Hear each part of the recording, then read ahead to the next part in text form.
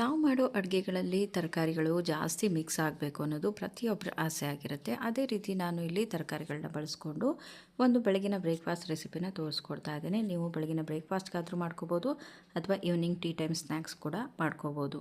ಇದನ್ನು ಮಾಡೋದಕ್ಕೆ ಮೊದಲನೇದಾಗಿ ತುರಿದಿಟ್ಕೊಂಡಿರೋಂಥ ಆಲೂಗಡ್ಡೆ ತೊಗೊಂಡಿದ್ದೀನಿ, ಹಾಗೆ ಮೂಲಂಗಿನ ತೊಗೊಂಡಿದ್ದೀನಿ.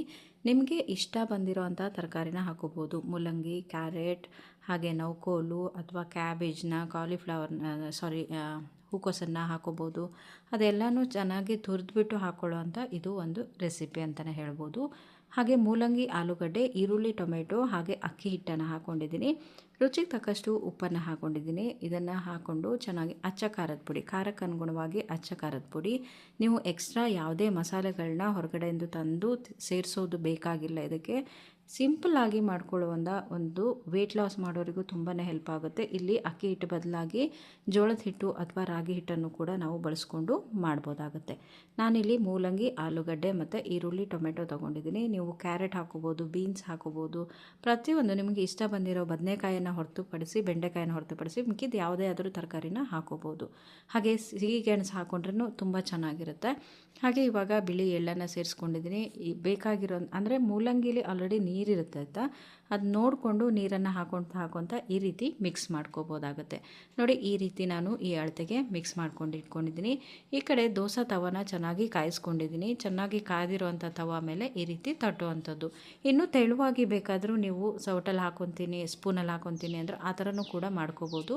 ಹಾಕುವಾಗ ಸಣ್ಣ ಉರಿ ಹಾಕ್ಬಿಟ್ಟು ಈ ಥರ ಕ್ಲೋಸ್ ಮಾಡಿ ಇಟ್ಬಿಟ್ಟು ಒಂದು 5 ನಿಮಿಷ ಕ್ಲೋಸ್ ಮಾಡಿ ಹಾಗೆ ಬಿಡಿ. ಹಾಗೆ ಇದಾದ ನಂತರ ಈ ಕಡೆ ತಿರುವಿ ಹಾಕುವಂಥದ್ದು. ಎಣ್ಣೆ ಬೇಕಂದರೆ ನೀವು ಜಾಸ್ತಿ ಬಳಸೋರಾದರೆ ಎಣ್ಣೆ, ಇನ್ನೂ ಟೇಸ್ಟ್ ಬೇಕಂದರೆ ಬೆಣ್ಣೆ ಹಾಕೋಬೋದು, ತುಪ್ಪ ಹಾಕೋಬೋದು. ನೀವು ಯಾವುದೇ ಹಾಕ್ಕೊಂಡು ಈಸಿಯಾಗಿರೋವಂಥ ಬ್ರೇಕ್ಫಾಸ್ಟನ್ನು ಬೆಳಗಿನ ಟೈಮಲ್ಲಿ ಮುಗಿಸ್ಕೋಬೋದು. ಹಾಗೆ ನೀವು ಟಿಫಿನ್ ಬಾಕ್ಸ್ಗೂ ಮಕ್ಕಳಿಗೆ ಹಾಕ್ಕೊಡ್ಬೋದು ಅಥವಾ ಸ್ನ್ಯಾಕ್ಸ್ ಕೂಡ ಈ ರೀತಿ ಮಾಡಿಕೊಡ್ಬೋದು. ಜೋಳದ ಹಿಟ್ಟು ಹಾಗೆ ಕಡಲೆ ಹಿಟ್ಟು, ರಾಗಿ ಹಿಟ್ಟನ್ನು ಮಿಕ್ಸ್ ಮಾಡಿ ಕೂಡ ಮಾಡ್ಕೋಬೋದು. ತುಂಬಾ ನಾನು ಅಕ್ಕಿ ಹಿಟ್ಟನ್ನು ಮಾತ್ರ ಹಾಕ್ಕೊಂಡಿದ್ದೀನಿ. ನಿಮಗೆ ಇಷ್ಟ ಬಂದಿರೋವಂಥ ತರಕಾರಿಗಳನ್ನ ಹಾಕ್ಕೊಂಡು, ಇಷ್ಟ ಬಂದಿರೋವಂಥ ಹಿಟ್ಟನ್ನು ಹಾಕ್ಕೊಂಡು ಈ ರೀತಿ ಒಂದು ಬೆಳಗಿನ ಬ್ರೇಕ್ಫಾಸ್ಟ್ ರೆಸಿಪಿನ ಮಾಡ್ಕೋಬೋದು. ವೆಯ್ಟ್ ಲಾಸ್ ಮಾಡೋರಿಗೂ ತುಂಬಾ ಹೆಲ್ಪ್ ಆಗುತ್ತೆ, ಹಾಗೆ ಹೆಲ್ದಿ ಕೂಡ ಅಂತಲೂ ಹೇಳ್ಬೋದು. ಇದಕ್ಕೆ ನೀವು ಬೇಕಂದರೆ ಎಲ್ಲ ಆ್ಯಡ್ ಮಾಡಿಕೊಂಡು ಮಾಡ್ಕೋಬೋದು ಆಯಿತಾ. ನೋಡಿ, ನಾನಿವಾಗ ಬರೀ ಆಲೂಗಡ್ಡೆ ಮತ್ತು ಮೂಲಂಗಿಲಿ ಈ ರೀತಿಯಾದ ಒಂದು ಬ್ರೇಕ್ಫಾಸ್ಟನ್ನು ನಾನು ಇವತ್ತು ರೆಡಿ ಮಾಡ್ಕೊಂಡಿರುವಂಥದ್ದು.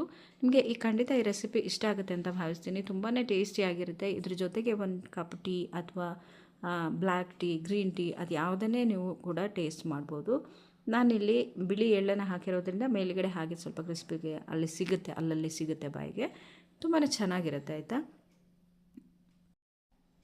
ನಾನಿವತ್ತು ಟೇಸ್ಟ್ ಮಾಡಿರುವಂಥದ್ದು ಬ್ಲ್ಯಾಕ್ ಟೀ ಮತ್ತು ಸ್ವಲ್ಪ ಉಪ್ಪಿನಕಾಯಿ ಅಥವಾ ಸ್ವೀಟ್ ಚಟ್ನಿ ಇರುತ್ತಲ್ವ, ಅದನ್ನು ಹಾಕ್ಕೊಂಡು ಈ ರೀತಿ ಒಂದು ರೊಟ್ಟಿ ಬ್ರೇಕ್ಫಾಸ್ಟನ್ನು ನೀವು ಕೂಡ ಖಂಡಿತ ಟ್ರೈ ಮಾಡಿ. ಹೇಗಿತ್ತು ಅಂತ ಕಮೆಂಟ್ ಮೂಲಕ ನಿಮ್ಮ ಅಭಿಪ್ರಾಯನ ತಿಳಿಸಿ. ನನಗಂತೂ ತುಂಬಾ ಇಷ್ಟ ಆಯಿತು. ಇನ್ನೊಂದು ವಿಡಿಯೋ ಜೊತೆಗೆ ಮತ್ತೆ